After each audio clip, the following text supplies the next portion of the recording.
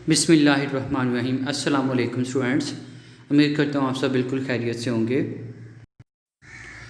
आज 22 अगस्त 2020 Saturday, science 8 class का 25वां lecture है।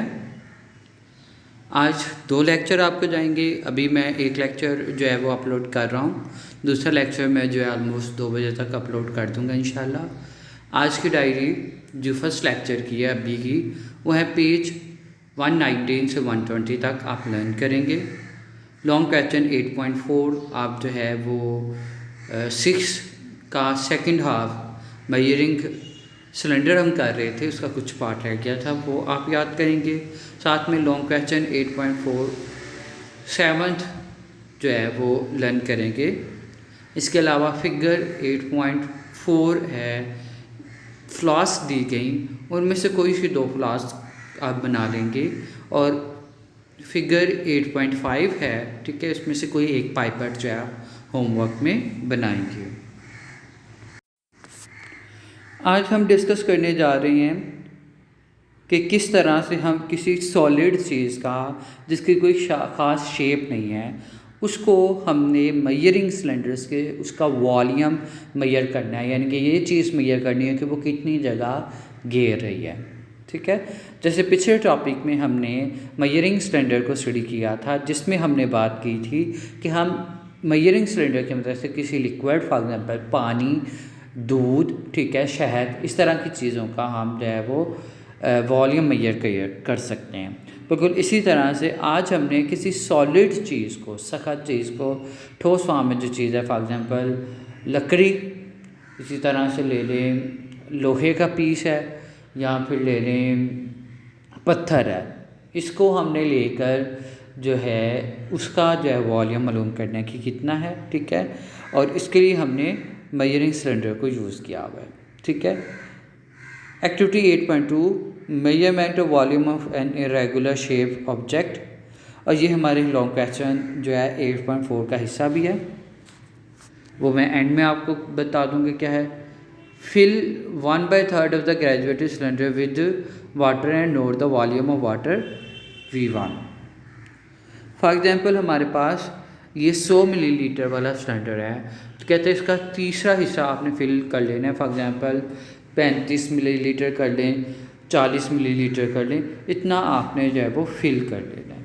ठीक है, पानी से पहले क्या किया आपने, सिलेंडर लिया, उसके अंदर ऑलमोस्ट 35 से 40 मिलीलीटर तक आपने पानी भर लिया। उसके बाद take a small irregular shape object and drop it gently in the measuring cylinder by rolling down along the inner wall of the cylinder. उसके बाद आपने क्या करना है, एक छोटा सा जो है वो चीज़ लेनी है, पीस लेना है, वो किसी किस्म का भी पीस हो सकता है। ठीक है, जैसे मैंने बता दिया कि पत्थर भी हो सकता है, ईंट का छोटा सा पीस भी हो सकता है। ठीक है, यानी कि जो घुलता नहीं हो, सॉलिड फॉर्म में हो। ठीक है, उसके लिए आपने क्या करना है, कहता है कि यहाँ से अंदर की जानब आहिस्ता से आपने नीचे की तरफ गिराना है। ठीक है, ताकि पानी की छींटे आप पर नहीं पड़ें। उसके बाद the level of water in the cylinder will rise up. इसका नतीजा क्या होगा, आपने जैसे ही वो चीज़ यानी कि पत्थर नीचे डाला है, तो क्या होगा, पानी जो ऊपर की तरफ बढ़ेगा। और ये चीज़ कॉमन ऑब्जर्वेशन है हमारी कि हम जब करते हैं इस तरह के काम, तो क्या होता है कि पानी का जो वॉल्यूम है वो ऊपर की तरफ हो जाता है। ठीक है, पानी ऊपर की तरफ जो है वो उठ जाता है। जैसे यहाँ पर हम देखें, अगर मैं दिखाऊं तो पहली फिगर के अंदर सिलेंडर का जो वॉल्यूम है, पानी का वॉल्यूम, वो था 40 मिलीलीटर, जबकि दूसरी फिगर में अगर आप देखते हैं जिसमें हमने पत्थर डाला हुआ है ग्रे कलर का, उसका वॉल्यूम ऑलमोस्ट 58 मिलीलीटर हो गया। ठीक है, 60 से नीचे रहे, और उससे नीचे वाली लाइन जो है 58 को रिप्रेजेंट कर रही है, क्योंकि 2 का डिफरेंस है। 50 के बाद 52, 54, दैन 56, दैन 58 है, दैन 60। ठीक है, ऑलमोस्ट इसका वॉल्यूम 58 है अकॉर्डिंग टू मेनिस्कस। ठीक है, उसके बाद उसने क्या बोला है कि जैसे ही आपने पत्थर डाला है, ठीक है, पानी का जो वॉल्यूम है, पानी जो है ऊपर की तरफ जो है उठ गया है। ठीक है, राइज कर गया। Then note the volume V2 as shown by the cylinder. आपने क्या करना है, पहले तो पहला वॉल्यूम नोट करना है। पहला वॉल्यूम कितना है, 40 ml, इसको हम V1 बोलेंगे। देन कहता है कि जब आपने पत्थर डाल दिया है तो अब वॉल्यूम नोट करेंगे। अब वॉल्यूम कितने हैं 58 ml, ठीक है। तो V2 हमने न्यू वॉल्यूम मालूम कर लिया। Increase in volume is in fact the volume of the small irregular shape object drop in the cylinder.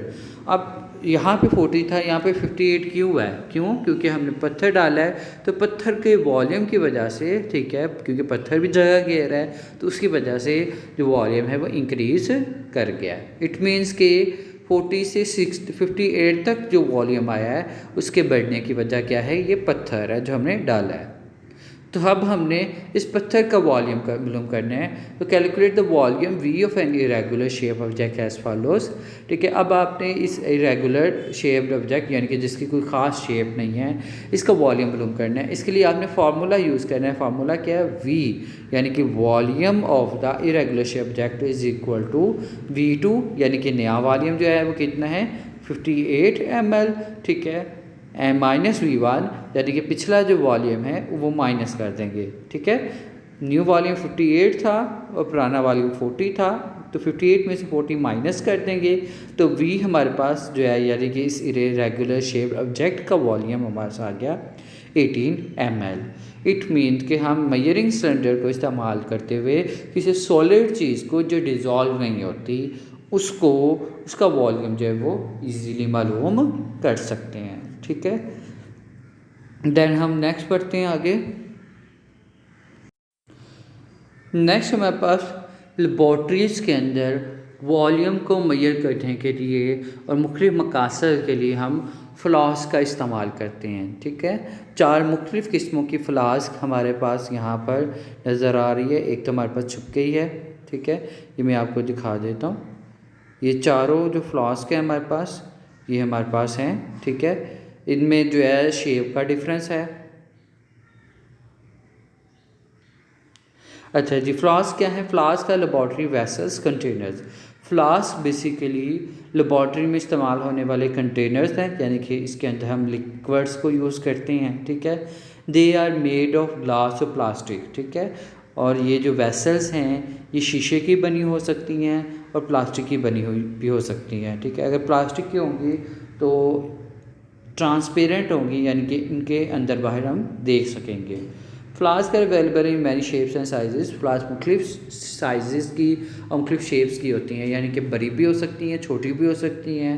और शेप जो है जैसे ये कौन शेप्ड है, ये राउंड है, गोल है नीचे से, ठीक है। ये थोड़ी कौन और राउंड दोनों का मिक्सचर है, ठीक है। उससे अगले वाली राउंड है, ठीक है। उसकी नेक लंबी है, इसकी नेक जो है बहुत लंबी है, इसकी नेक छोटी सी है, इसकी नेक भी छोटी सी है, ठीक है।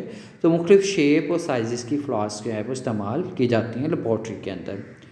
This size is specified by the volume they can hold, और इनका साइज़ डिपेंड करता है इस चीज़ पर कि कितना जो है वो चीज़ जो है ये अपने अंदर ले सकती हैं, ठीक है, कितना वॉल्यूम ये कैरी कर सकती हैं।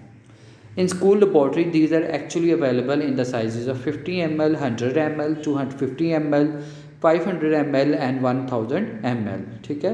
स्कूल के अंदर कहता है कि हम जो है 50 मिलीलीटर की फ्लास्क भी इस्तेमाल करते हैं, यानी कि स्कूल के अंदर मिल जाती है, 100 की भी मिल जाती है, 250 ml की भी मिल जाती है, यानी कि मुख्तलिफ वॉल्यूम की हम जो है वो फ्लास्क जो है वो यूज़ कर सकते हैं।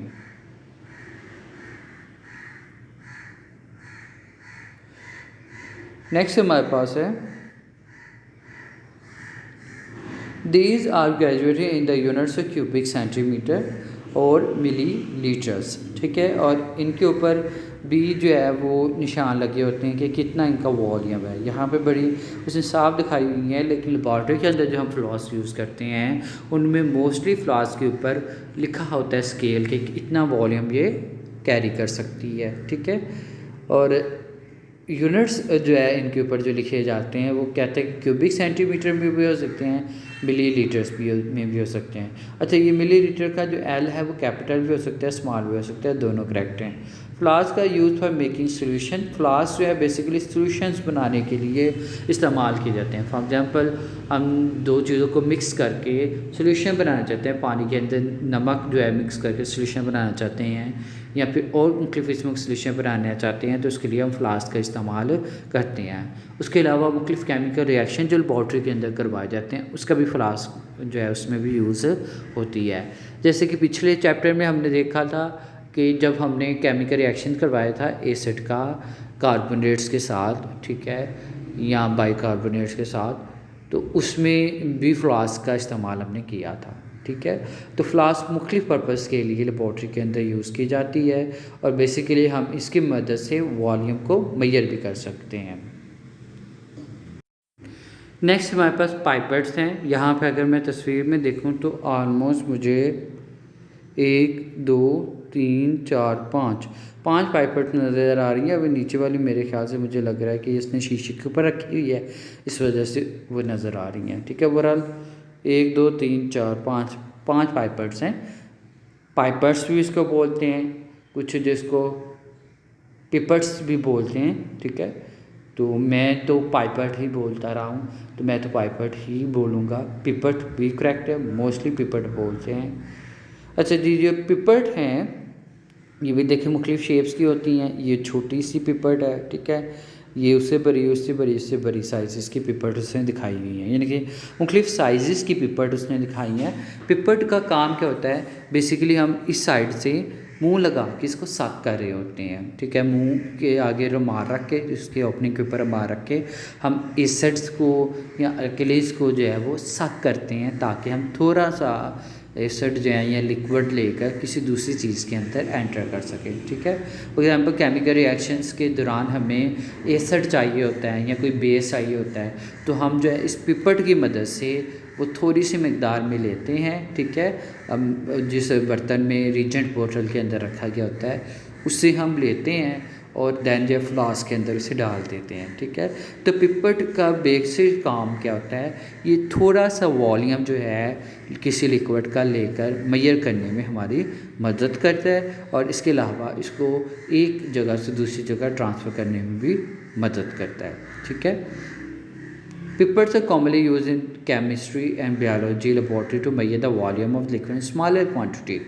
पिपेट्स जो हैं बेसिकली कहते हैं केमिस्ट्री के अंदर भी और बायोलॉजी की लेबॉर्ट्रीज़ के अंदर भी, जब केमिकल रिएक्शंस वगैरह में इस्तेमाल होना होता है इनको, ठीक है।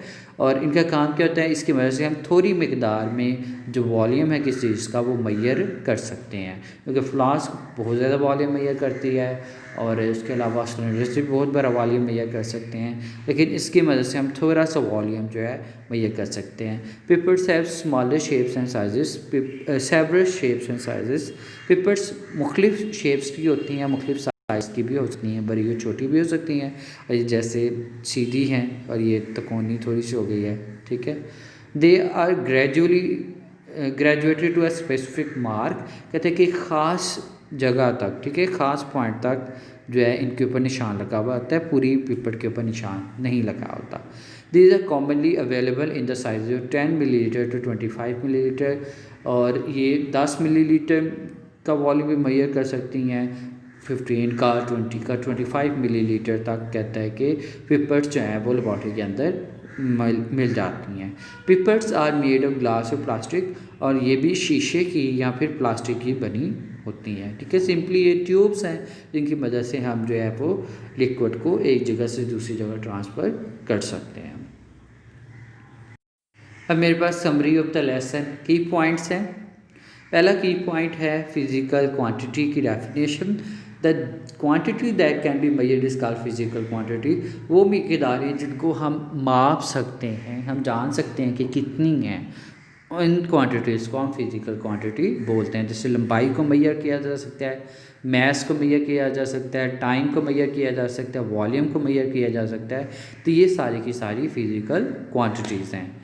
नेक्स्ट है हमारे पास ऐसे यूनिट्स के हवाले से, the system of units recommended by the scientist in an international conference held in 1916 near Paris is known as system international units abbreviated as SI, ठीक है। SI यूनिट की डेफिनेशन है, कहते हैं कि 1960 में पेरिस के अंदर जो एक कॉन्फ्रेंस हुई थी जहाँ पे मुख्तलिफ साइंसदानों ने ये मशवरा दिया था कि हम इंटरनेशनल लेवल पर पूरी दुनिया में मुख्तलिफ जो है जो सिस्टम यूज़ कर रहे हैं उसके बजाय एक ही सिस्टम जो है यूनिट इस्तेमाल करें, यूनिट्स का सिस्टम इस्तेमाल करें, तो इसको हम SI या फिर सिस्टम इंटरनेशनल यूनिट्स जो हैं वो कहते हैं। तो इसके मुताबिक SI यूनिट हमारे पास देन दे दी हैं कि SI यूनिट हमारे पास क्या है।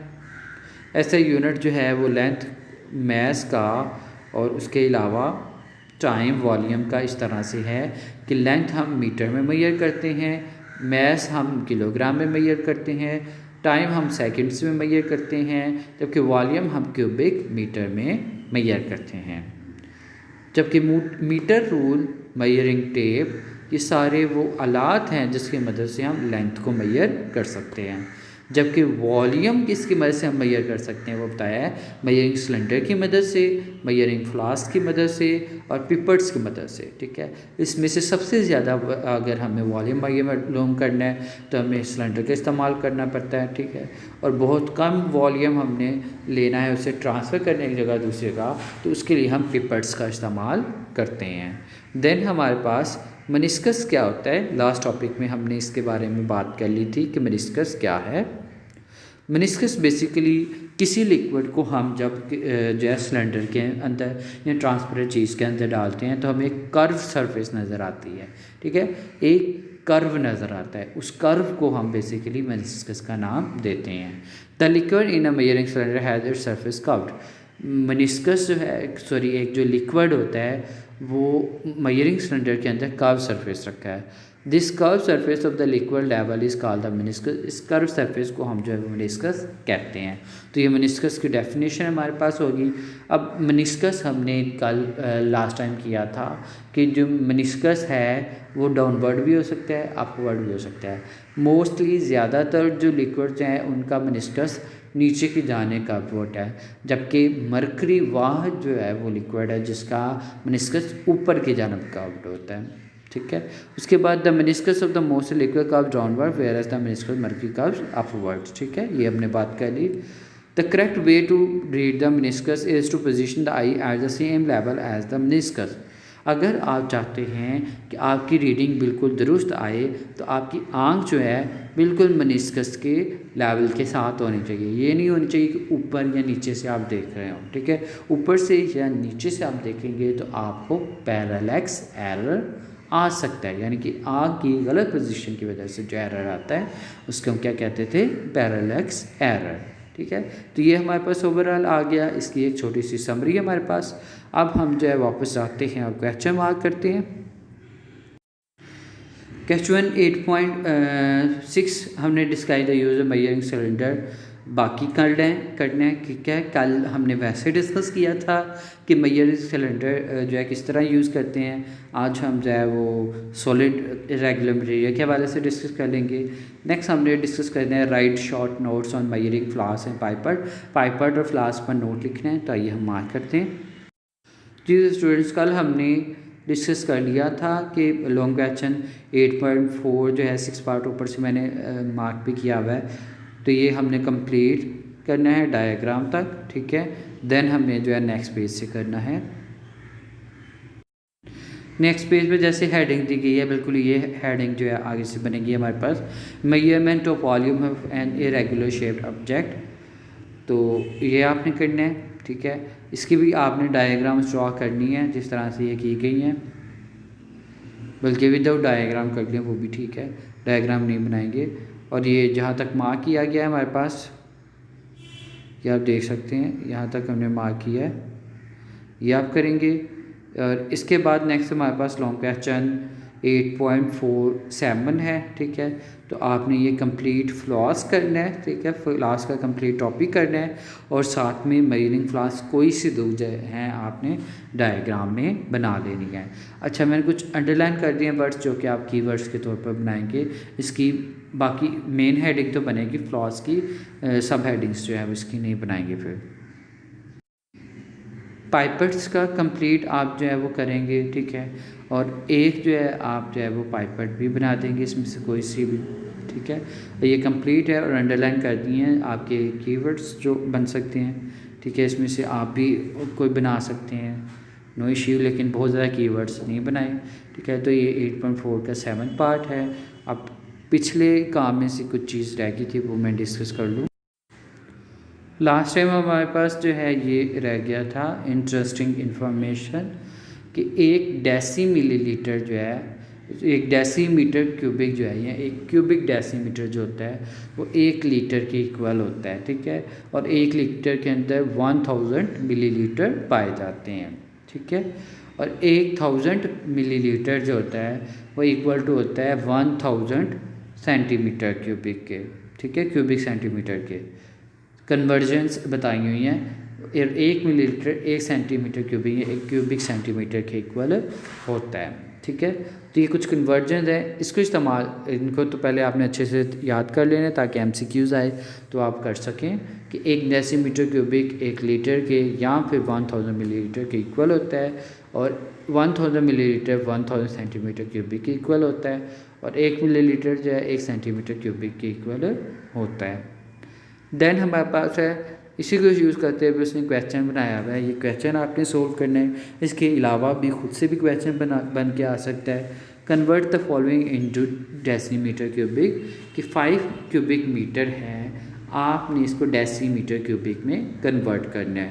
तो 1 क्यूबिक मीटर और डेसीमीटर क्यूबिक का तल्लुक ही नहीं हमारे पास है बेसिकली। तो हम क्या करेंगे, पिछला हमने जो किया हुआ है कि 1 मीटर क्यूबिक इक्वल टू होता है 1000 लीटर के, जो स्टार्टिंग में हमने जो है वो डिस्कस किया हुआ था कन्वर्जन्स को पिछले पेजेस में, सेकंड पेज जो था इस चैप्टर का उसमें। तो वहाँ से हमने इन दोनों का रिलेशन निकाला। देन हमने क्या किया कि 1 डेसीमीटर क्यूबिक इक्वल टू होता है 1 लीटर के, ठीक है।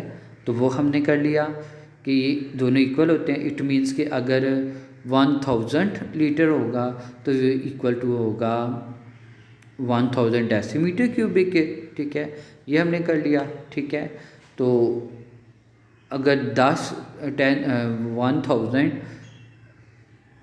डेसीमीटर क्यूबिक जो है वो इक्वल टू है 1000 लीटर के, इट मीन्स के 5 जो क्यूबिक मीटर है वो इक्वल टू होगा 5000 डेसीमीटर क्यूबिक के, ठीक है। ये मैं रफली किया था, आपने खुद से ये करना है। अब 1000 क्यूबिक सेंटीमीटर हमारे पास है, इसको आपने डेसीमीटर क्यूबिक में कन्वर्ट करना है। तो इसके लिए हमारे पास ये रिलेशन मौजूद है कि 1000 centimetre cubic is equal to 1000 millilitre, ठीक है।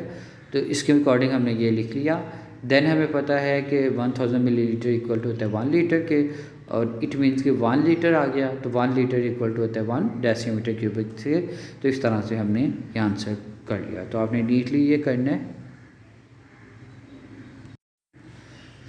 Have a nice day students, अपना बहुत ज़्यादा ख्याल रखें, और जिन स्टूडेंट्स ने आज रजिस्टर जमा नहीं करवाए वो मंडे को अपने रजिस्टर अर्ली मॉर्निंग क्लास में जमा करवा दें, ठीक है, ताकि आपके रजिस्टर चेक होकर आपको जो है वो ट्यूसडे कप मिल सकें। अपना बहुत ज़्यादा ख्याल रखें। Have a nice day and अल्लाह हाफिज़। और जितना भी काम है वो ध्यान से अच्छी तरह से मार्क करने के प्रॉपर्ली याद करते हैं। और सेकंड वीडियो इंशाल्लाह मैं थोड़ी देर तक अपलोड कर दूँगा। अल्लाह हाफिज़।